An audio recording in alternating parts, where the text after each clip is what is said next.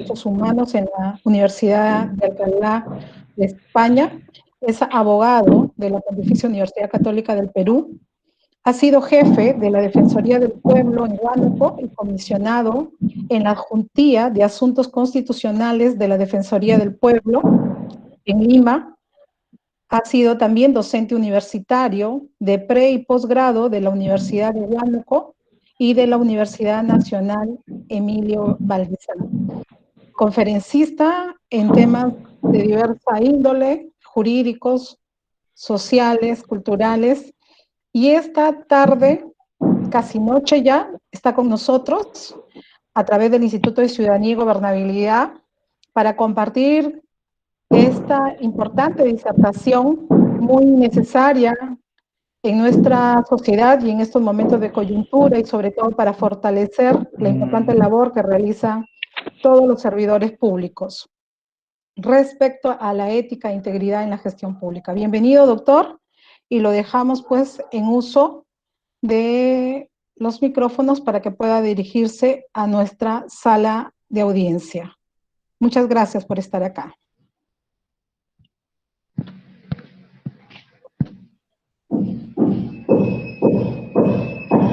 Dejamos al doctor Pierpaolo.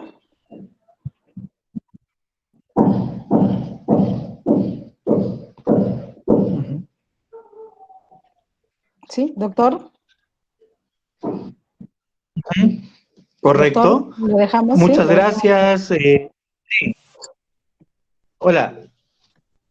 ¿Cómo están? Muchas gracias, Angélica, por esta presentación. Muchas gracias también a todos los del Instituto de Ciudadanía y Gobernabilidad, ¿no?, que en realidad están yendo a un núcleo duro de las urgencias, pero también las necesidades. Creo que hay que distinguir lo que es urgente, lo que es inmediato, y de lo que es necesario, que puede ir al fondo de las cosas. Y el tema que nos convoca ahora, que es la ética en la función pública, tiene un poco de los dos. Tiene un poco de lo urgente y un poco de lo importante, ¿no?, de lo que es necesario. Y los felicito porque estamos yendo entonces al tronco de muchos males, ¿no? Ya la Declaración Universal de los Derechos del Hombre y del Ciudadano de Francia, de 1787, textualmente decía que el origen de los males sociales era justamente la falta de valores y ética pública en la sociedad, ¿no? Y esto es algo que ellos detectaron porque notaban que su gobierno, su reinado, era un gobierno muy corrupto, ¿no?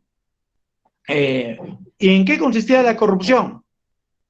Era justamente la asignación injusta de los beneficios o de los derechos que a cada persona le tenían que corresponder. ¿Qué significa asignación injusta? Que no era un criterio de correspondencia según un merecimiento de algún tipo, sino un criterio de favorecimiento. Esto finalmente es a todo lo que ustedes ya conocen, la Revolución Francesa. Pero esta idea de justicia es una idea muy antigua, es una idea que viene de muy, muy atrás, ¿no? La podemos encontrar desde la Carta de Reyes, ¿no?, en la Biblia, ¿no?, Primera de Reyes, cuando Salomón le pide a Dios justicia para poder tomar decisiones, ¿no? Y la justicia es justamente la antítesis de la corrupción. La justicia es justamente lo que sustenta cualquier noción de ética en cualquier sociedad, en cualquier momento, en cualquier parte del mundo. Esto es algo universal, ¿no? Y por ahí quiero dar la primera pincelada, ¿no? ¿De qué hablamos cuando hablamos de ética en la función pública? Estamos hablando de la capacidad de los servicios públicos, los servicios del Estado, de asignar recursos en base a criterios de justicia. Ese, digamos, es la clave. Quiero que con eso nos quedemos, porque luego al final quiero retomar este punto, ¿no? La corrupción es lo opuesto a la ética. es la ausencia de ética. Y la ética es esto, la asignación de recursos en base a criterios de justicia. Ahora bien, eso es justamente lo que moviliza a la gente, lo que genera malestar de diversas formas, ¿no? Un malestar soterrado, como a veces lo padecemos en nuestro Perú, o un malestar abierto, como el que generó las movilizaciones en Chile, ¿no? Hay, digamos, diversas formas de expresarse el malestar, ¿no?, con el sistema político y el sistema jurídico, y finalmente lo que tenemos es una sensación donde las cosas no se asignan correctamente, no hay justicia, es, digamos, una frase que evidencia este malestar, ¿no? Ahora, ¿qué es entonces, ya entrando a, o mejor dicho, ya sabemos qué es? Lo que quiero saber ahora es cómo afrontamos este mal, y creo que ese es lo que quiere el Instituto de Ciudadanía y Gobernabilidad. Y aquí hay una noticia buena. La noticia buena es que hay una conciencia universal del problema, ¿no? Voy a leer lo que decía Kofi Annan, que era secretario general de las Naciones Unidas, ya en el año 2004. La corrupción es una plaga insidiosa que tiene un amplio rango de efectos corrosivos en las sociedades, ¿no? Lo que estoy diciendo, un tema de malestar generalizado. Socava la democracia y el mandato de la ley. Lleva a violaciones de los derechos humanos. Distorsiona los mercados, ¿no? Tema de derechos, tema de ley, tema de economía. Erosiona la calidad de vida y permite florecer el crimen organizado, el terrorismo y otras amenazas para la seguridad humana. Miren cómo el problema de la corrupción es un problema que finalmente se concreta en estos males, ¿no? Crimen, terrorismo y otras amenazas, ¿no?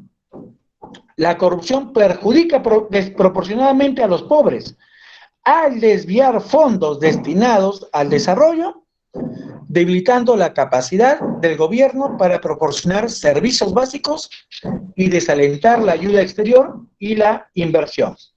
Es decir, una visión sistémica, una visión completa de los efectos de la corrupción, ¿no? Y eso, ¿a qué nos lleva? A que lesiona el derecho a la igualdad. Por eso decía al comienzo que la corrupción está entroncada con la idea de injusticia. Los actos de corrupción en la esfera de la educación o de la salud afectarán no solo la igualdad de las personas, sino el acceso a servicios de salud o servicios educativos en el que se traducen esos derechos fundamentales, ¿no? Igual ocurre con el derecho a la vivienda, algo tan sencillo como tener una casa, tener un techo. Los actos de corrupción en las políticas de vivienda finalmente afectan la capacidad de la gente de acceder a agua potable o de vivienda digna. La corrupción judicial afecta el derecho de acceso a la justicia y el debido proceso de aquel que resulta perjudicado con el acto de corrupción. Y como ya lo he dicho Kofi Annan, todo esto aplica para todo el mundo, pero especialmente a los que están en situaciones de vulnerabilidad, las minorías indígenas, las mujeres y los niños, ¿no? Por eso, la lucha por la ética, la lucha por la integridad pública y a favor de la transparencia es una tarea ciudadana. Afecta directamente al ciudadano en el día a día, ¿no? Esto lo decía Miguel Carbonell, que es un constitucionalista que ha hecho un libro llamado Transparencia, Ética Pública y Combate a la Corrupción, una mirada constitucional, ¿no?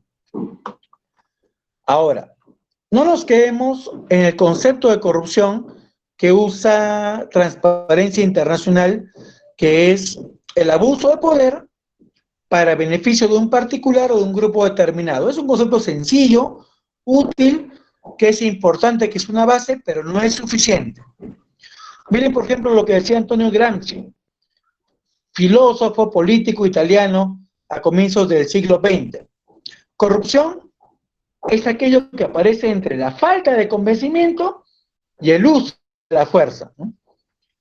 Es decir, la corrupción tiene que ver con una mediocridad política, con una mediocridad en el sistema, ¿no?, que finalmente se deja llevar por criterios que no son los de justicia. Cuando uno tiene convencimiento, usa la justicia. Cuando uno no lo tiene, vende estos bienes, la educación, la justicia, la salud, la vivienda, al mejor postor. Ahí es donde entra la corrupción, ¿no? Franz Kafka, escritor que hablaba también del proceso, preguntaba, ¿no?, literalmente, dada la falta total de sentido de conjunto, ¿cómo no esperar la peor de las corrupciones? ¿Ve? Un poquito más allá. ¿Cuál es el origen de la corrupción? ¿Qué es lo que intuye Kafka? La corrupción se da cuando no hay una visión común, cuando no hay un sentido de conjunto, cuando no hay una idea de lo que es el bien común. Y entonces cada uno busca su bien particular.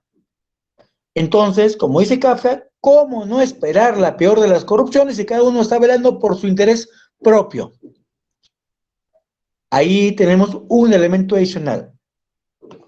Y finalmente, en conclusión, cuando no buscamos el sentido conjunto, el bien común, cuando no tenemos convicción, aparece que las decisiones administrativas en todos los niveles, ahí entra la gobernabilidad y la ética pública, o en los niveles políticos, por parte de las autoridades gubernamentales son compradas.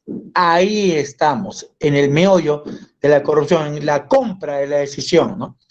En vez de ser adoptada sobre la base de leyes, de reglas, en procedimientos formalmente concebidos para tal propósito. Cuando alguien compra el puesto, en vez de poder acceder a un puesto público porque hay un procedimiento, hay una norma, uno cumple con el procedimiento, cumple con la norma, y esta es lógica, y entonces uno accede al puesto público, pero cuando esto no ocurre, se arma la base, se distorsiona el procedimiento, se busca una salida a la legalidad, se usa la tecnología. Ahora, para que algunos postulen y otros no puedan postular, ahí es donde entra la corrupción en cualquiera de sus formas. Ahora bien, como este es un mal mundial, claro, algunos países lo sufren más que otros, el Perú lo sufre mucho más que otros. Finlandia, Dinamarca, lo sufren menos. Hay una convención de las Naciones Unidas contra la corrupción del 31 de diciembre del 2003, ratificada el 16 de noviembre del 2004 en el Perú. Y permite, dice, 3 tipos de medidas. Medidas preventivas. ¿Qué dice la Convención de Naciones Unidas? Que tendrán que adoptarse normas de conductas para funcionarios, los famosos códigos de ética. Que tendrán que implementarse sistemas de transparencia. Y ahora, hay algo ahí. Que tendrán que implementarse sistemas de rendición de cuentas. Prevención por un lado. De otro lado, la sanción. Los estados tienen que generar delitos de corrupción o faltas de corrupción.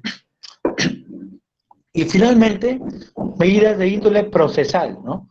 Ampliar la prescripción, que es que el paso del tiempo no genere impunidad, ¿no? Y criterios para determinar la inhabilitación del funcionario.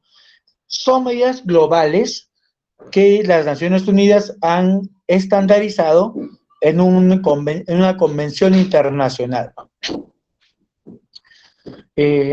Ahora, ¿quién es servidor público según las Naciones Unidas en esta convención?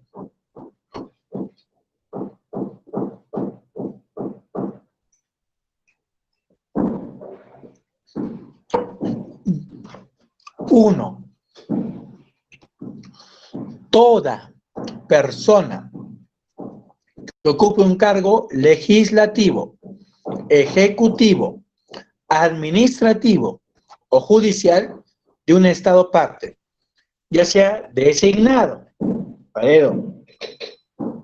o elegido por el pueblo, permanente o temporal, remunerado u honorario, sea cual sea la antigüedad de esta persona en el cargo. Miren, en el Perú hubo un caso donde se involucró a los bomberos. Y los bomberos dijeron, no me aplican, porque yo no soy funcionario del Estado. yo no recibo ningún sueldo, yo soy voluntario. Pero los bomberos recibían dinero, recibían colectas del público, recibían logística, a veces vehículos del Estado, a veces locales. Y entonces el Tribunal Constitucional, perdón, la Corte Suprema terminó diciendo que, pues, en virtud de esta convención, el bombero está actuando con recursos públicos. Así que entra en lo que es persona honoraria, pero ocupaba un cargo administrativo, ¿no?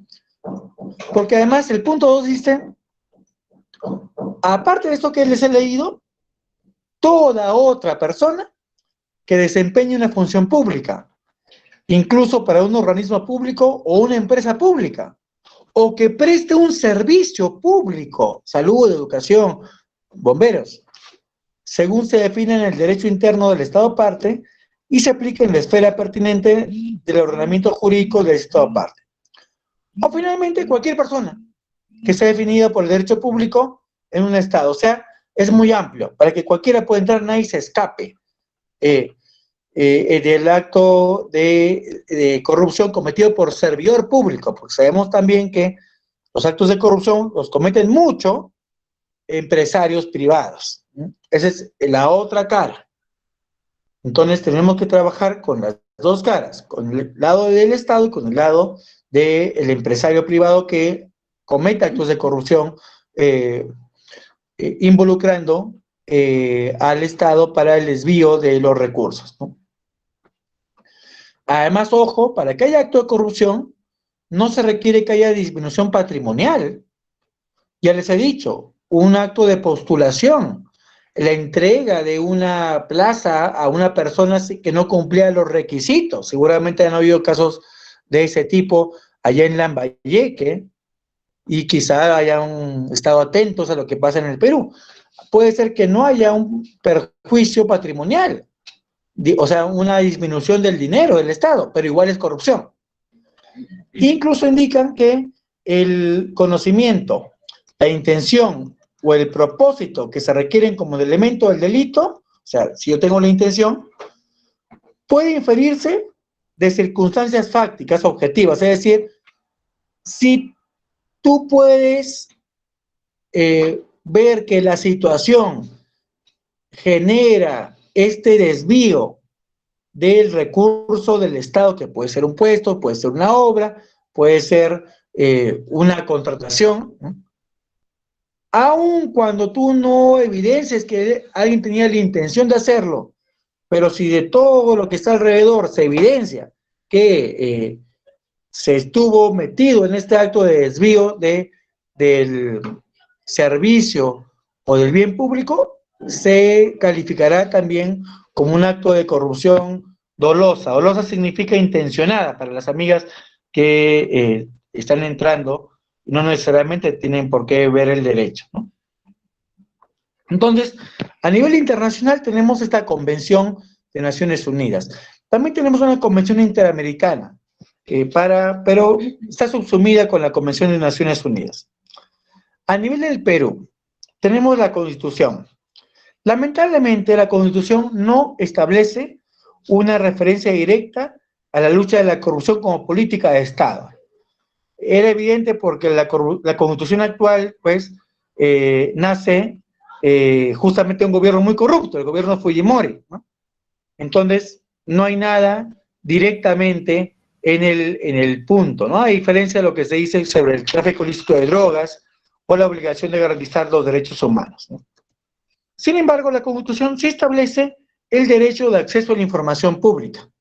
Está en el artículo 2, inciso 5 de la Constitución, la norma máxima, es una norma que guía a todas las demás entidades del Estado y que guía a todas las personas y que cualquiera tendría que conocer, ¿no? Además, la Constitución establece que para la justicia, un principio de la función de la justicia es la publicidad en los procesos, salvo disposición contraria a casos de violaciones, por ejemplo, ¿no? Pero el principio general es la publicidad en los procesos. Entonces, nos da una pauta, o sea, tenemos un cierto instrumento en el tema de transparencia. Ahí tenemos un avance. Y otro tema que dice la Constitución es que cuando hay un enriquecimiento ilícito de un funcionario público, alto funcionario público, el presidente de la República, un congresista, un ministro, el contralor, presidente de la Corte Suprema, fiscal de la Nación, presidente del Jurado Nacional de Elecciones, presidente del Banco Central de Reserva, de la OMPE, el fiscal de la Nación podrá denunciar por el enriquecimiento ilícito, ¿no? Y además nos indican que los casos más graves no prescriben. Prescripción significa que el paso del tiempo hace que uno deje de ser perseguido. En los casos de corrupción, por una reforma que ha habido, los casos más graves pueden ser perseguidos a la eternidad, mientras viva la persona. Eso es muy importante porque al menos en el tema que es lo que se llama el derecho penal, ¿no? Que es la sanción que lleva a la cárcel, los casos más graves no tendrán nunca que dejar de ser perseguidos, ¿no? Así que, al menos en esos casos, el corrupto puede ser buscado por siempre, ¿no? Pero eso es todo. ¿Hay un problema con la Constitución? Sí, debería retomar lo que pasa en el Perú y generar mecanismos. A eso voy a ir al final, ¿no?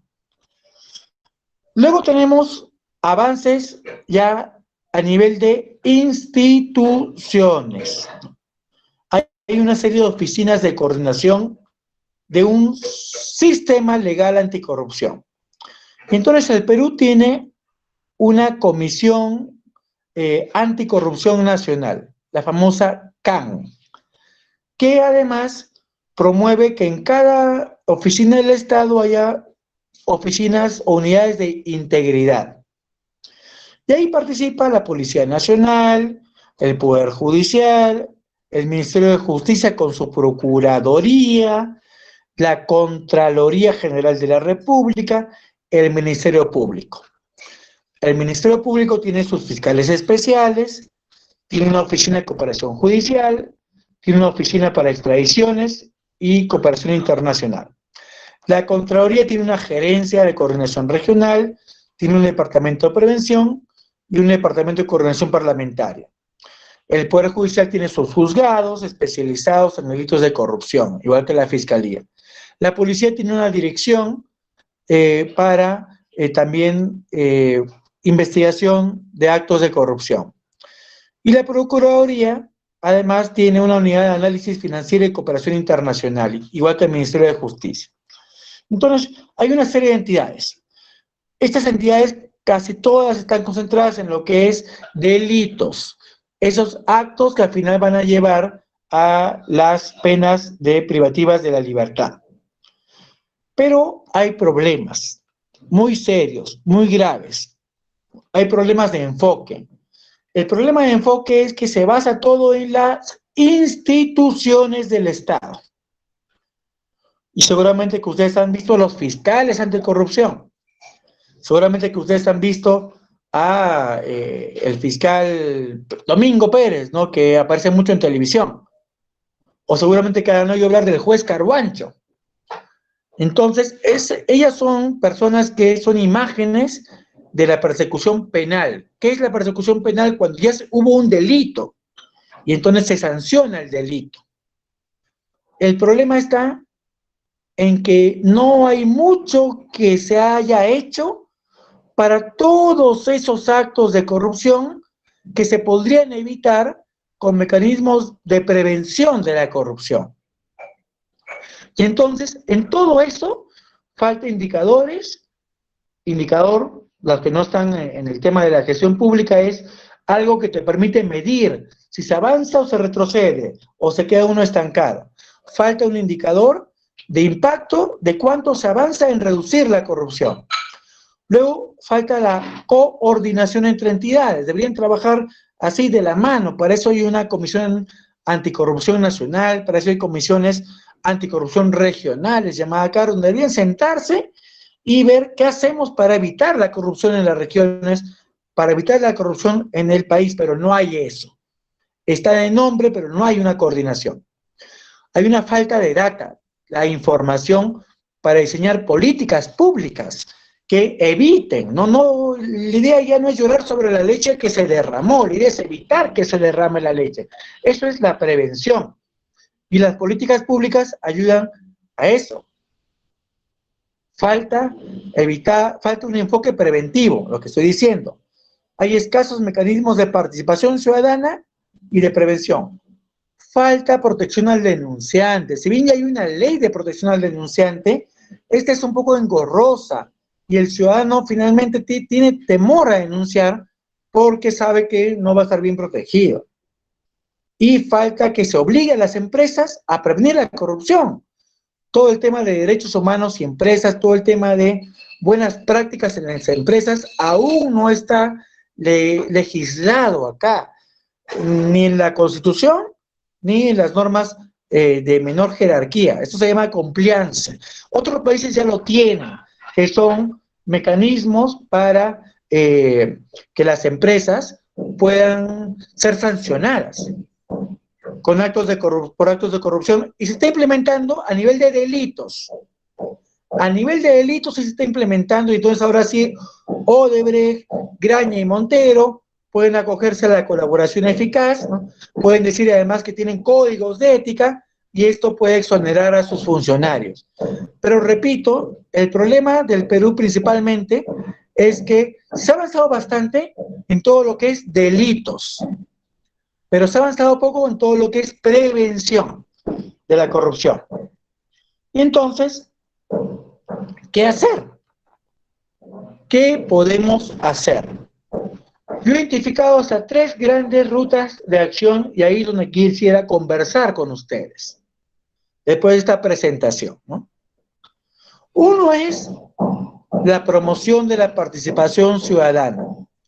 Tenemos que pasar de un enfoque institucionalista, que no está mal, pero no es suficiente, hacia un enfoque, digamos, ciudadanista, donde los ciudadanos tengan el papel principal y este sea reconocido por el Estado y también sea reconocido por las empresas.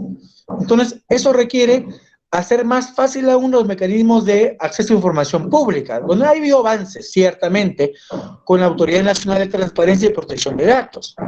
Pero tenemos que promover la denuncia ciudadana y también fomentar la acción colectiva. Son varios niveles, ¿no? Denuncia ciudadana individual, ¿no? Pero también acción colectiva pública. Es un nivel de la sociedad y creo que es lo principal. Por eso yo les felicitaba al comienzo, porque el solo hecho de que ustedes existan como un instituto de gobernabilidad y ciudadanía ya nos da nos indica el camino correcto para superar el problema. Lo segundo es en el Estado. Sociedad, Estado. En el Estado, un liderazgo ético, es decir, ya lo decía Kafka y lo decía Gramsci en el siglo pasado. Si no hay una idea de bien común, vamos a estar en la peor de las corrupciones. Y si no hay una convicción, no hay motivo para no ser corrupto. Como decía mi abuelita, y lo decía verdaderamente cuando estaba en el colegio, en cofre abierto hasta el justo peca. Entonces, ¿qué significa cerrar el cofre? Que todos tengan claro en el Estado que su deber es de servicio público, no de beneficio privado. Para eso está la empresa privada. Lo segundo es identificar riesgos de corrupción, hacer un mapita indicando dónde usualmente hay corrupción. La oficina de compras quizá, la oficina de personal quizá, el director general quizá en la puerta, quizá en la vigilancia, donde en cada entidad están los riesgos de corrupción, los cofres abiertos donde hasta el justo peca. Lo tercero es ver el nivel intermedio. Muchas veces el ministro por aquí, la ministra por allá, pasa un escándalo, sale un ministro, el otro ministro, pero en los ministerios el nudo está en el nivel intermedio, en los directores generales, en los jefes de administración, en los jefes de logística, incluso hasta en la mesa de partes a veces, ¿no? Ahí es donde se pueden producir los riesgos de corrupción. Entonces, ahí, más que en el ministro, que el ministro entra y sale. Ahí es donde está el meollo en el Estado. Igual en las entidades descentralizadas, ¿no? En la OMPE, ¿dónde se produce la corrupción? No en el jefe de la OMPE, también puede ser ahí, sino en el que cuenta los votos, en el que mete la información a la máquina. Ahí es donde está el problema principal ahorita en el Perú, ¿no? En el Poder Judicial y la Fiscalía. La fiscal de la Nación puede ser una persona honestísima. El presidente del Poder Judicial ya no es un hermanito. Pero ¿quién me garantiza que este fiscal que hace la operación con el policía no está prefiriendo un beneficio privado a su bien público? Igual con un juez. Entonces, los niveles intermedios son claves para una reforma del Estado que lo lleve a un Estado íntegro y con ética. Y finalmente, pasar de quedarnos en la sanción. Está bien sancionar. Hay imprescriptibilidad de los delitos más graves. Para siempre se puede perseguir. Bien, por eso, avance.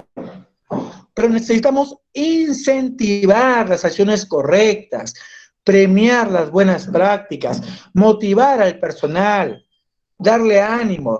Más que un Estado inmoral, tenemos un Estado amoral o desmoralizado. Entonces, ahí es donde tenemos que ponerle más punche, más peso, en los incentivos a la acción correcta, en la promoción de la acción ética. Ahí es donde yo pondría el peso en la reforma del Estado, además de lo que acabo de decir, ¿no? Riesgos de corrupción, niveles intermedios y el liderazgo ético. Finalmente, no descuidemos el tema institucional legal, ¿no? Necesitamos reformas constitucionales que garanticen que cualquier ciudadano, que toda persona, como dice la formulación de cualquier derecho, que toda persona tenga un mecanismo sencillo y eficaz para denunciar actos de corrupción en cualquier nivel y que tenga protección por su denuncia. Eso tiene que estar grabado con fuego en la nueva Constitución que en algún momento tendremos que darnos. En segundo lugar, necesitamos que estas propuestas de participación ciudadana, de incentivos, de identificación de riesgos, esté plasmada en las normas legales de desarrollo de los sistemas anticorrupción, que repito, han avanzado mucho en lo que es la pena, lo que es la sanción. Entonces, necesitamos avanzar también legalmente en los mecanismos de prevención, promoción de las buenas prácticas. Además, necesitamos trámites sencillos, vías administrativas, que uno pueda recurrir con facilidad. No importa si es un campesino, es una enfermera, una técnica, que cualquiera pueda recurrir con facilidad en el procedimiento administrativo de denuncia para que se genere un caso en el cual uno pueda ser informado cuando haya riesgos de corrupción o cuando haya ya actos de corrupción que se puedan denunciar, ¿no? Y por último, tenemos que ingresar a organizaciones políticas porque si en la cabeza si la cabeza se pudre, lo demás empieza a pudrirse solo, ¿no? Entonces, el liderazgo político es clave para todo lo que he dicho. Y entonces es importante impregnar las organizaciones políticas de estos criterios. Hoy día la legislación ha cambiado este año y ahora se están obligando a elecciones internas. Así que ustedes, ya no porque ya venció el plazo, ayer venció el plazo, no, hoy día venció el plazo, perdón, para inscribir las listas en la OMPE,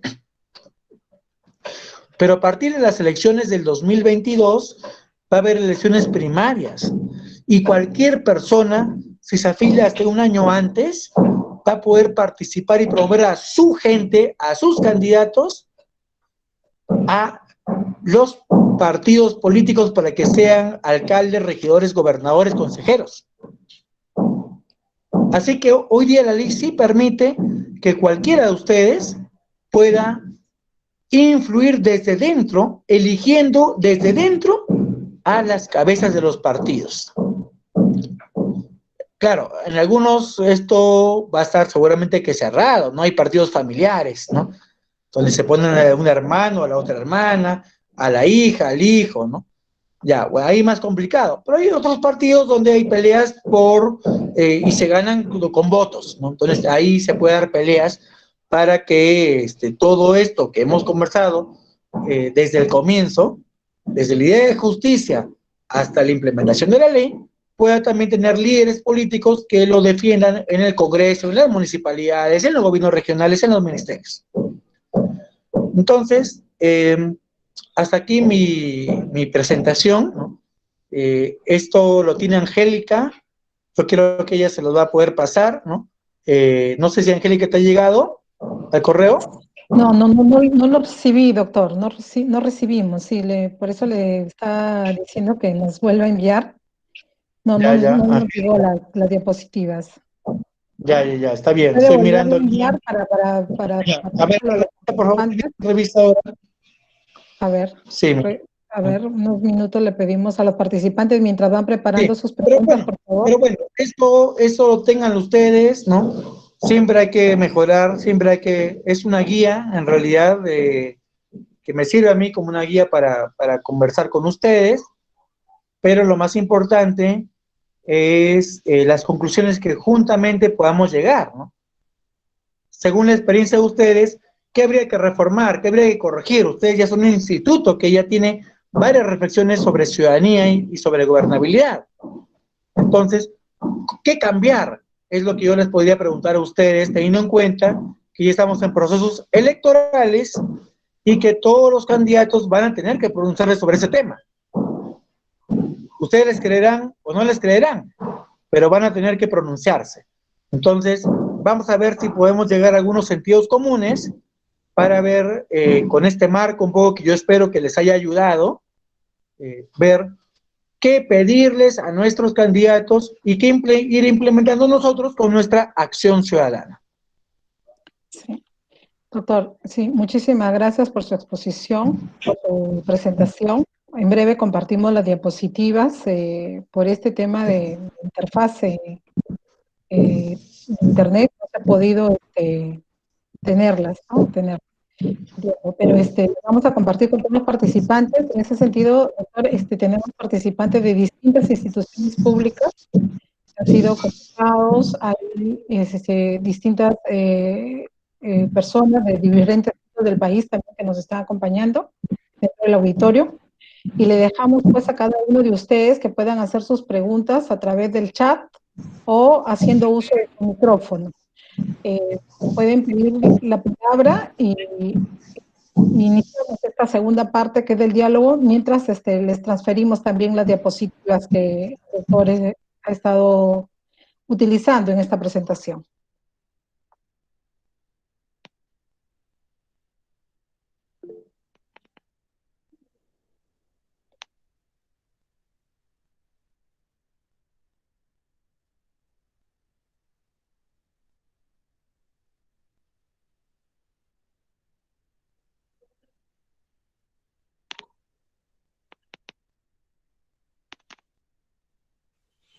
Buenas noches. Sí, buenas noches, estimado señor Rafael Santisteban. ¿Tiene la palabra? Gracias. Bueno, ante todo, felicitar y dar las gracias por la exposición y darnos a conocer y fortalecer también ese tema que es muy importante, ¿no? Desde el seno del hogar hasta trabajar en una institución pública o privada, ¿no? Si bien es cierto, pues en el Perú y en muchos países pues se han hecho acuerdos nacionales, ¿no? Que dan origen a estas políticas de Estado que justamente ha estado hablando el expositor, y que estas pues tienen que estar alineadas a estas políticas generales de gobierno. Si bien es cierto, esto existe una política general de gobierno en lo que se refiere a integridad y lucha contra la corrupción, ¿no? Y estas políticas generales de gobierno a su vez alineadas con estas políticas nacionales que pueden ser sectoriales o multisectoriales, ¿no? Por parte de los ministerios. Entonces, en ese sentido, los gobiernos regionales y los gobiernos locales también pues deben estar o deben apuntar más que todo al cumplimiento de estas políticas. Y lo que muchas veces no es así, pues, ¿no? Muchas veces los objetivos estratégicos regionales o locales quizás apuntan eh, a caminos diferentes de lo que enmarca la política de gobierno, digámoslo así. Y es por eso que quizás no hay cumplimiento de metas, no hay cumplimiento de objetivos, incluso no hay cumplimiento de estos a corto plazo, si hablamos de un plan operativo institucional. Y muchas veces también cae mucha responsabilidad en lo que viene a ser cambio de personal constante en una unidad orgánica o en una gerencia, en una dirección, ¿no? Tal y conforme pues se ha estado explicando en el desarrollo de la exposición, por los cambios continuos de personal, ¿no? Ya sea de repente por cargos de confianza o de repente por concursos públicos mal dirigidos, ¿no? Y bueno, lo que se quiere acá es fortalecer estas capacidades. Y bueno, se entiende también de que la ética, escuché también por ahí lo que es la moral, ¿no? Si bien es cierto, lo usamos quizás cotidianamente como términos sinónimos, pero ¿cuál no lo es? Pues, ¿no? Uno trata de enfocar básicamente lo que viene a ser ya la manera individual de cómo la persona va a actuar en la sociedad y el otro viene a ser ya prácticamente estudia las costumbres, los hábitos, ¿no? de cada persona desde su hogar, ¿no? Entonces creo yo que, y tal como lo recalcaron también en la exposición, actos de corrupción no solamente se va a reflejar en perjuicios materiales, ¿no? Sino también puede ser por el simple hecho de un direccionamiento quizás para una persona de confianza, ¿no? Que tenga o no tenga los requisitos, buenas cuestiones básicamente ya de la institución. Pero lo que se quiere acá es que todo sea transparente, y mencionaron también acceso a la información pública. Y eso es lo que la gente también debe tener, pues, ¿no? En cuenta y acceder en cualquier momento a una página web de cualquier institución y poder ver la realidad o los presupuestos que ya se han ido ejecutando hasta tal fecha, ¿no? Entonces, bueno, en ese sentido creo yo que esto se debería fortalecer y más que todo dar cumplimiento a estas políticas de gobierno que ya existen actualmente y no de repente desviarse, ¿no? Solo seguir un solo norte y poder pues concretizar los objetivos de cada institución. Gracias, gracias. Muchas gracias. Gracias. ¿Alguna otra participación? Si no, dejamos al doctor Pierre para que haga el comentario respectivo y continuamos luego. ¿Algún comentario más? Si no, lo dejamos, doctor, para que pueda... Ya. Muchas gracias, ciudadano Rafael, ¿no? Ahora, existe el plan, la política general del gobierno que termina en el 2021 y termina el plan, y tenemos el plan bicentenario del CEPLAN también en el 2021. Entonces, tanto la política general como el plan bicentenario están por terminar. Así que ya no son referentes, pero difícilmente serán ahorita los instrumentos que nos puedan servir para la siguiente década. También tenemos que construir otra política general del gobierno y me parece que podríamos alinearnos a los objetivos de desarrollo sostenible, que son hasta el 2030. Además, tenemos el Acuerdo Nacional que nos da una visión del Perú al 2050. Entonces, tanto la nueva política donde tendremos que participar nosotros, de alguna forma hay que exigir ser considerados para la elaboración de la siguiente política general de gobierno una vez que venza la que concluye el 2021. Y me parece que ahí tendríamos que reclamar, que exigir, que por lo menos informar a la gente que en la Constitución tendría que haber una especie de ente rector de la planificación. Porque lamentablemente hoy día la PCM solamente da una orientación, pero su política no es de obligatorio cumplimiento para los ministerios, para las municipalidades, ¿no? Para las distintas entidades del Estado, ¿no? ¿Qué significa que no sea un obligatorio cumplimiento? Que cuando uno no cumple, finalmente no pasa mucho. No hay una falta administrativa, menos aún una falta penal, tampoco debería haber falta penal por apartarse de la política general de gobierno o del plan bicentenario. No existe tal cosa, es tan como algo referencial. Y menos aún para el plan para la visión al 2050.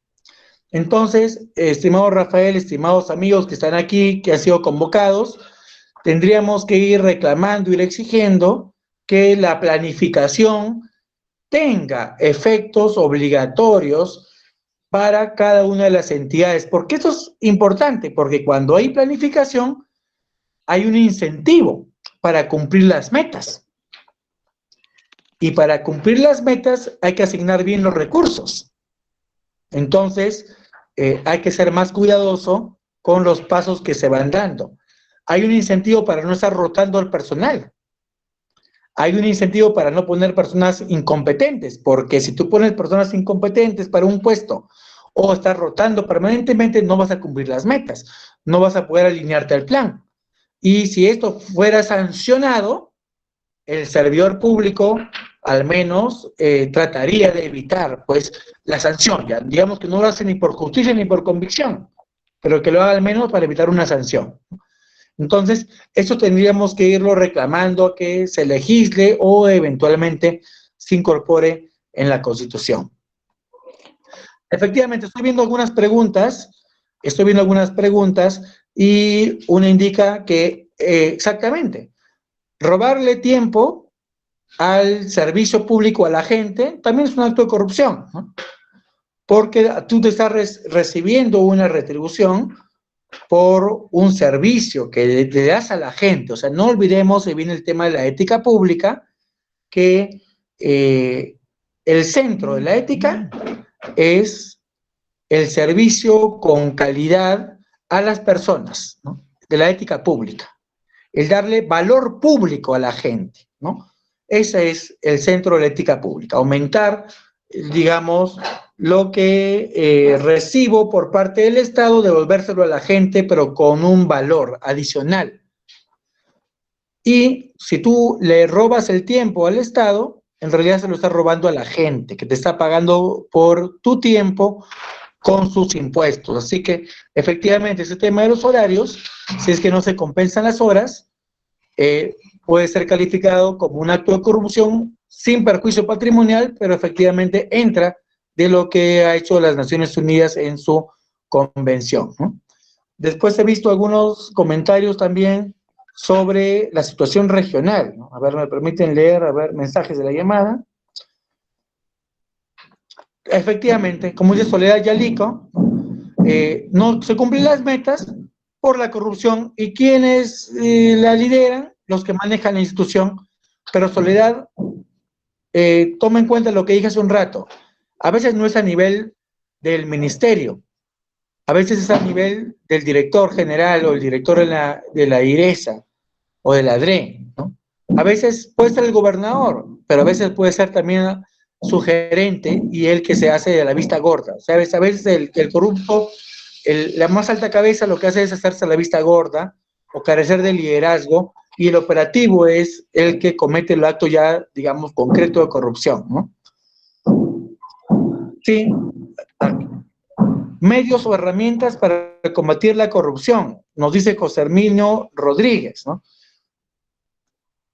Los medios estamos a un nivel intermedio, o sea, es decir, no existen mecanismos de fomento de la participación ciudadana.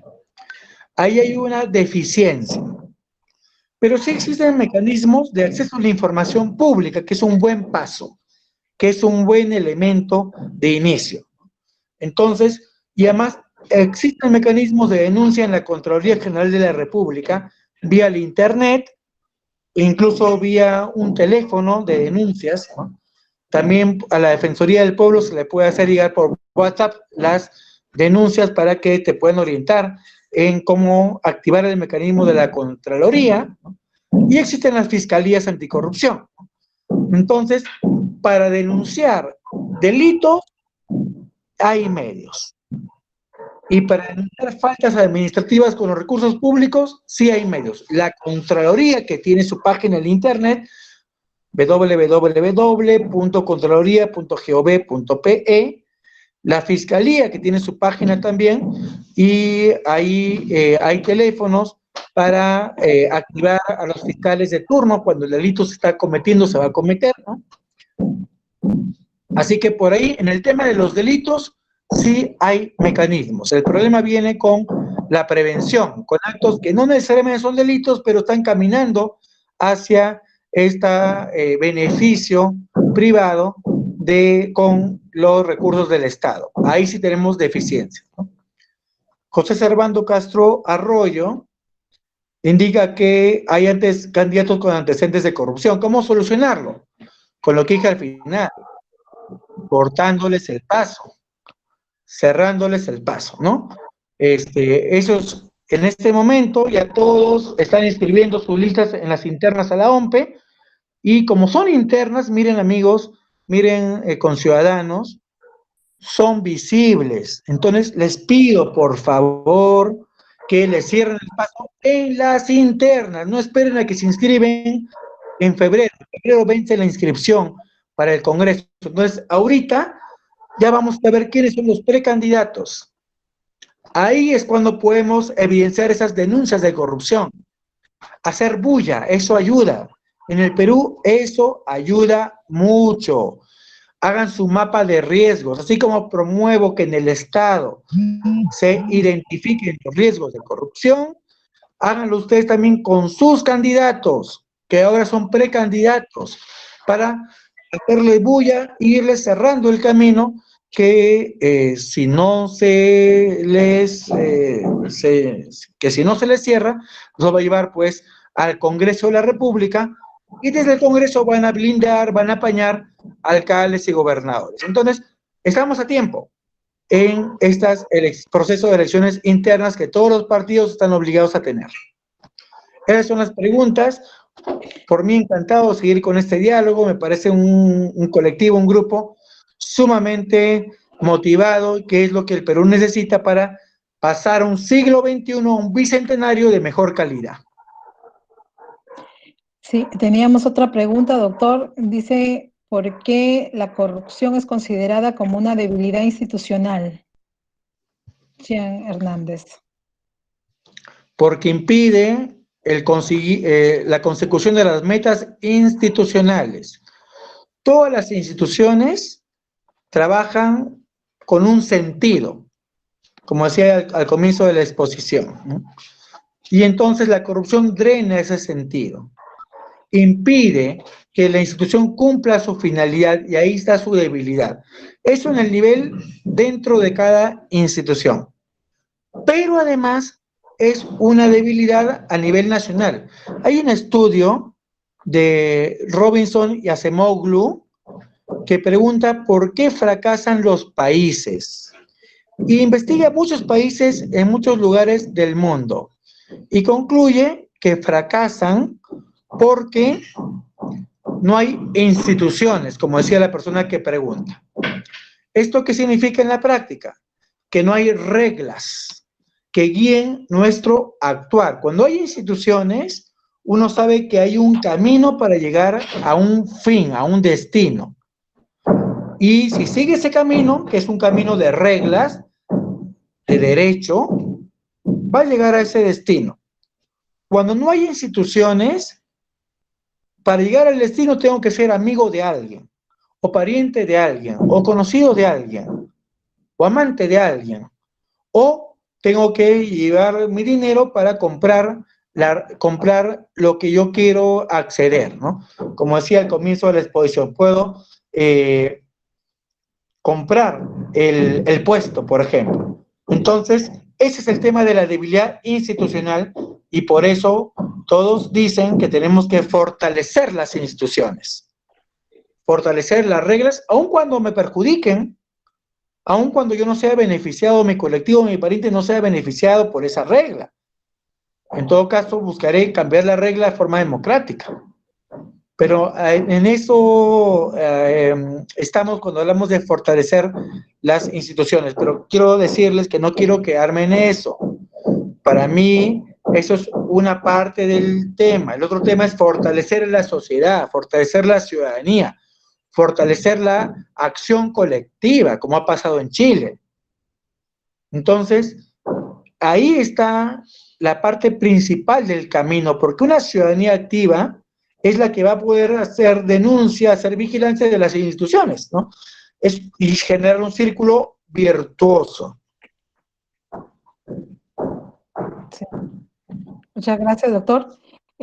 ¿Alguna otra intervención, tal vez directa o por el chat? Tenemos.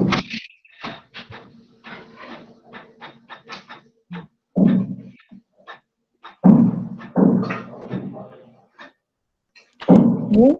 ¿Alguna otra intervención? Podría, sí. Buenas Sí, noches. adelante. Buenas noches, Sí, adelante. podría dar otra opinión. Esto sí, es muy cierto lo que menciona el doctor. Y básicamente también, bueno, ya casi nos aproximamos a las casi 2 décadas desde que se implementó la modernización del Estado, pues, ¿no?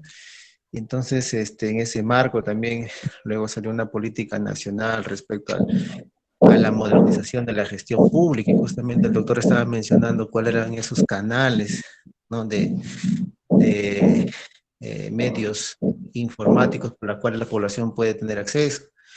Y esto le habla muy bien, ¿no? De que debería de implementarse un gobierno abierto, ¿no? Un gobierno electrónico, ¿no? Por parte de las instituciones, ¿no? Para ver más o menos cómo está el tema de presupuesto, la gestión pública, cuál ha sido el avance de estas instituciones del Estado, ¿no? Y bueno, y esto también conlleva a la articulación que van a tener entre las entidades.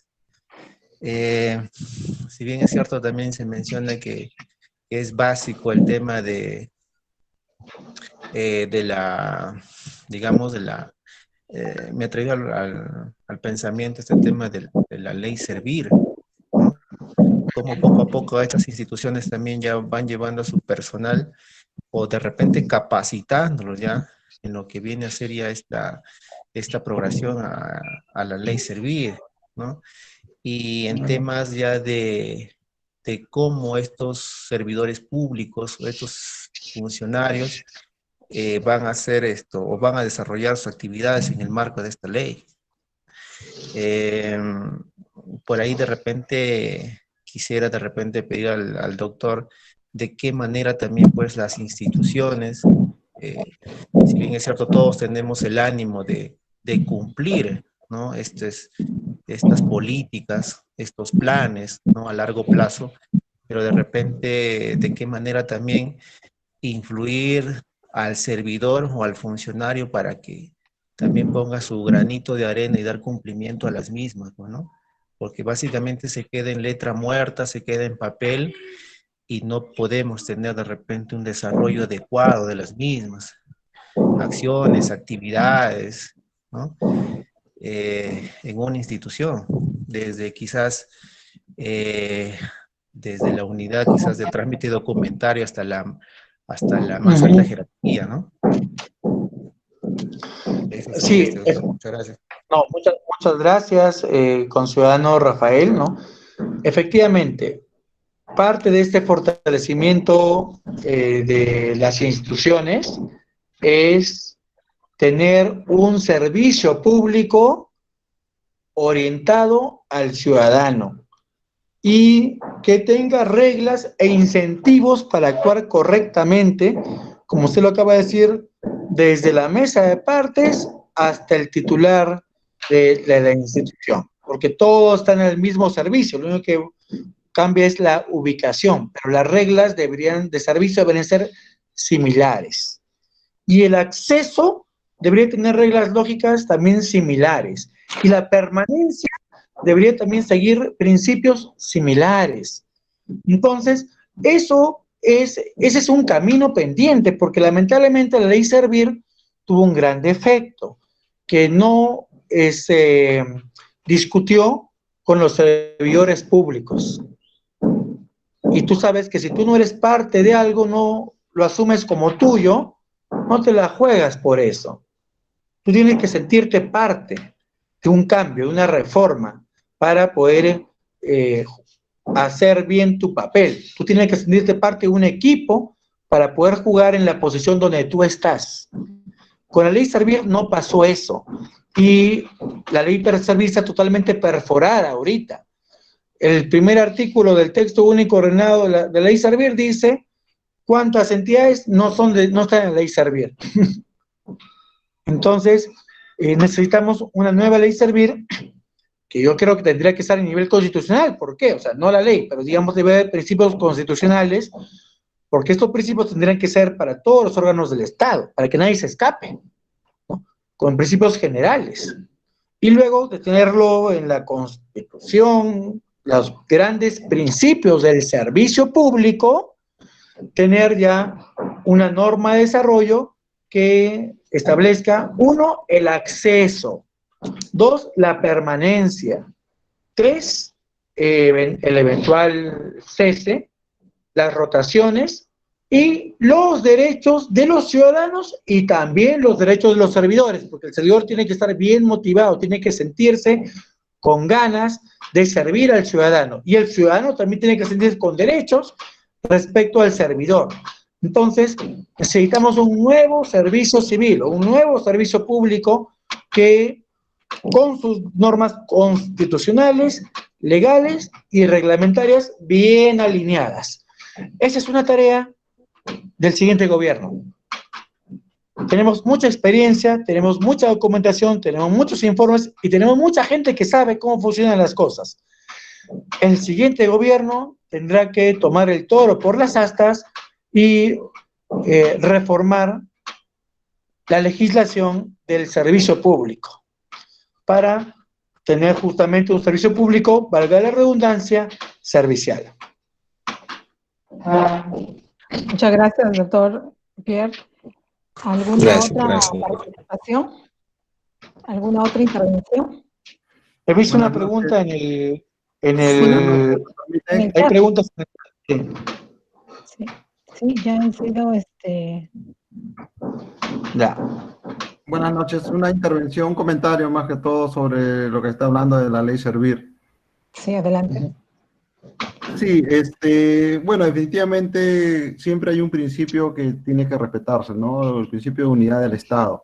Si se promulgó esta ley Servir, creo yo que este es de aplicación para toda la entidad del Estado. Sin embargo, en la práctica y en la realidad vemos pues de que hay instituciones públicas que han hecho lo imposible para no entrar a la ley Servir. Entonces, y estamos sujetos a la ley de la 728, ¿no?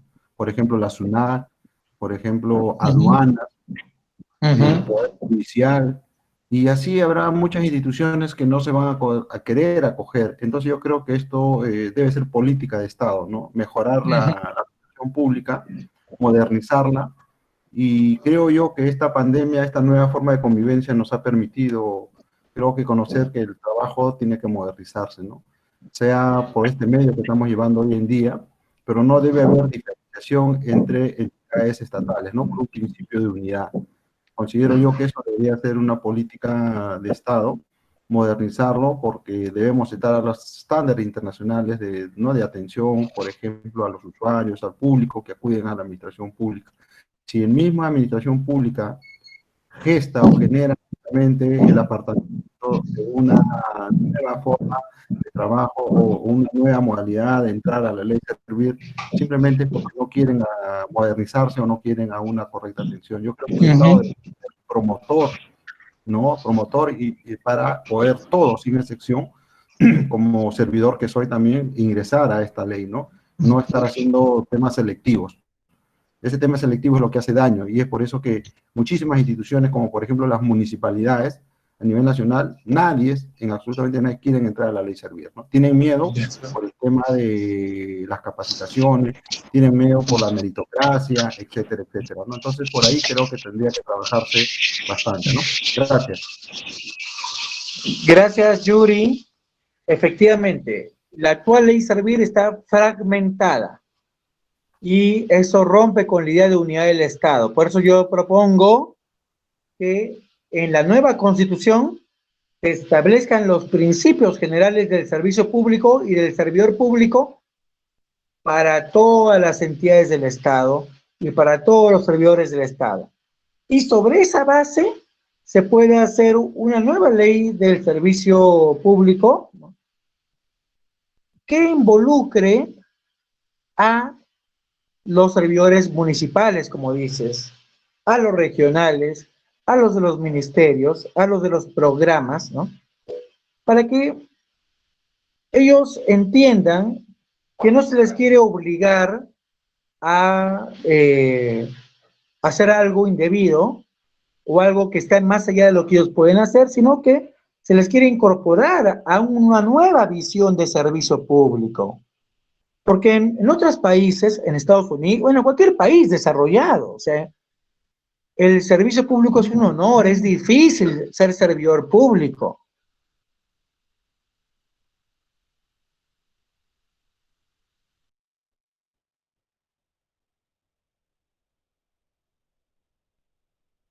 Aquí en Perú, esa fragmentación del servicio público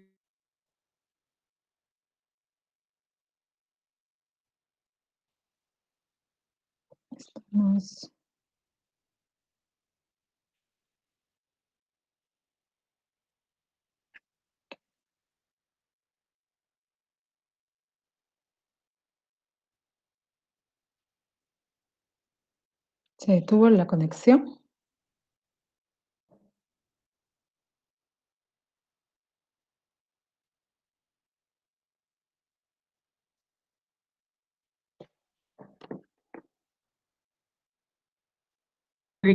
ha hecho perder ese sentido del servicio, sentido conjunto.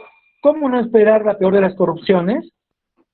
Sentido conjunto en el servicio público. Eso es lo que necesitamos. Tenemos que, mientras no se hagan los cambios, ser nosotros factor de cambio, ayudando a que nuestro colega que está al costado, o si no estamos en el servicio público, estamos como usuarios, hacer recordar la finalidad del servicio público, que es cerrar brechas, que es generar valor en la sociedad, ¿no?, que es mejorar las capacidades de la gente.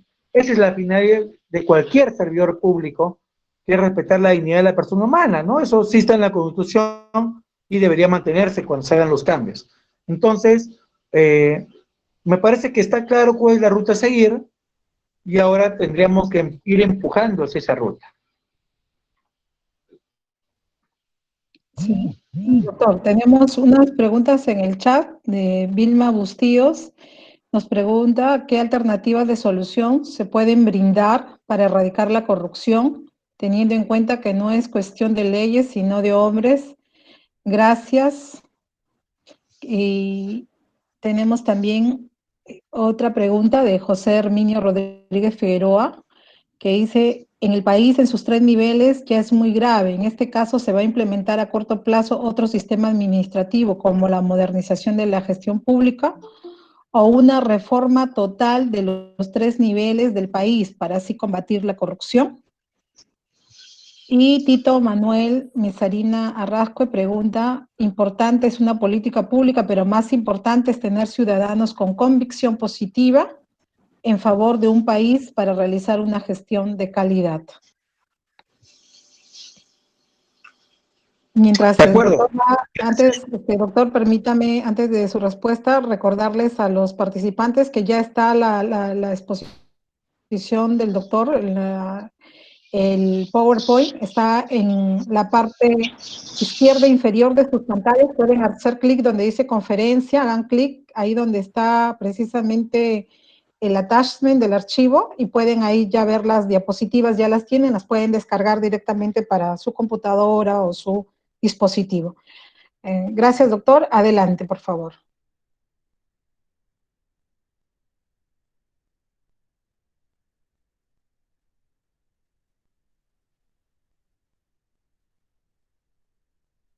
A ver, ¿estamos con el doctor? Parece que tiene problemas de conexión. Que esperar un momentito que pueda ingresar nuevamente.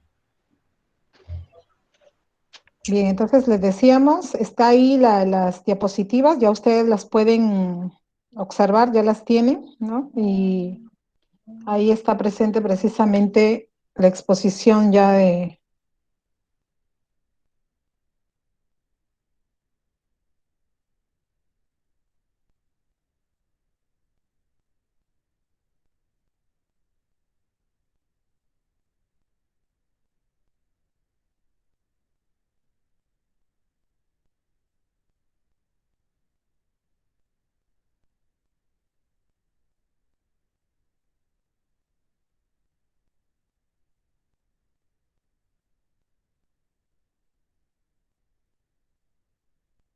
Hola, hola.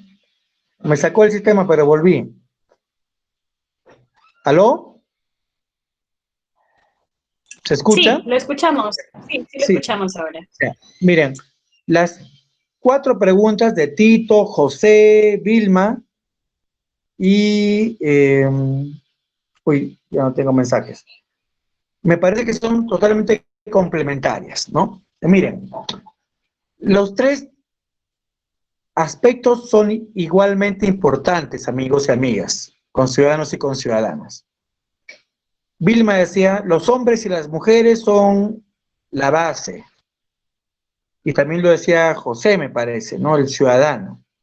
Pero también decían, no solo es un tema de políticas públicas y de reformas administrativas. Y también decían leyes.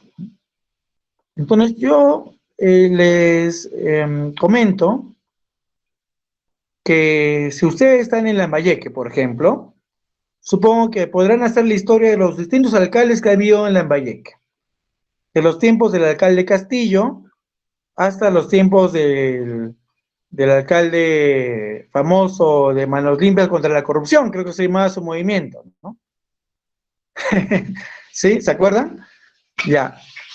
Además, a nivel regional, creo que ustedes, si están en Lambayeque, conocerán uno tras otro grupo de congresistas de varios partidos, ¿no? Ahí ha estado el Partido Aprista, ha estado Fuerza Popular, ha estado Alianza para el Progreso, y cada uno ha puesto alcaldes y congresistas. Amigos, amigas, las personas cambiaron, los hombres y las mujeres cambiaron, los apellidos cambiaron, pero los problemas continuaron. Entonces, es claro que hay que cambiar al ser humano, es muy cierto eso, ¿no? Todos queremos un hombre nuevo, una mujer nueva, ¿de acuerdo? Pero no es suficiente. Es necesario tener también una legislación adecuada para que las buenas personas, los buenos ciudadanos, las buenas ciudadanas, para que ustedes que están aquí tengan mecanismos que pueden activar, tengan mecanismos que los protejan, mecanismos que los incentiven. Porque probablemente ustedes con la legislación actual tienen pocos incentivos para denunciar, armar un proceso, ir, ¿no? No hay nada que los motive, ¿no? Salvo su convicción ciudadana, pero no todos son héroes, amigos y amigas. Y la legislación no puede ser para los héroes o las heroínas, tiene que ser para el ciudadano común y corriente que quiere el bien. Así de simple. Entonces, es necesario también un cambio de legislación. Pero además, los procedimientos ayudan mucho, la tecnología puede ayudar mucho. Como ya lo dijo Rafael al comienzo, ¿no? El gobierno abierto. ¿No les parece a ustedes que si usted tiene una aplicación de denuncia en su celular, que mande alertas y que también pues castigue al que haga alertas falsas, ¿no? Sería mucho más fácil prevenir la corrupción, prevenir el robo en las obras, prevenir el desvío en las contrataciones, ¿no? Entonces, la tecnología, los sistemas administrativos también ayudan, ¿no? Entonces, yo creo que en este momento estamos en una situación donde todo ayuda. Cambiar a las personas, cambiar la legislación, cambiar los procedimientos e incorporar tecnología en los procedimientos. Todo ayuda y busquemos lo que esté a nuestro alcance. Y no dejemos de denunciar, por lo menos la prensa ayuda, por lo menos el Facebook ayuda, una denuncia pública bien hecha impacta. Consigamos los medios de prueba, juntémonos, hagamos bullas, hagamos con nuestros carteles, ¿no? Denunciemos a esa persona que está haciendo daño. Entonces, todo puede ayudar. No descuidemos ni una sola de los aspectos, ni la ley, ni la Constitución, ni los procedimientos, ni el espíritu de cada uno. Animémonos también, ¿no? Pero entendamos que todo tiene que sumar en ese momento.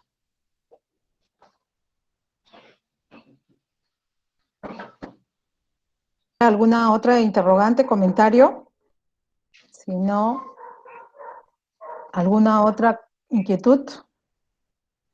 Si no, permítanme compartir con ustedes la entrega de este reconocimiento al doctor Pier Paolo Marzo Rodríguez por parte del Instituto de Ciudadanía y Gobernabilidad. Doctor Pier, el Instituto de Ciudadanía y Gobernabilidad le hace entrega de este reconocimiento por su ética e integridad demostrada en el desempeño de la función pública en nuestro país, 30 de octubre del año 2020.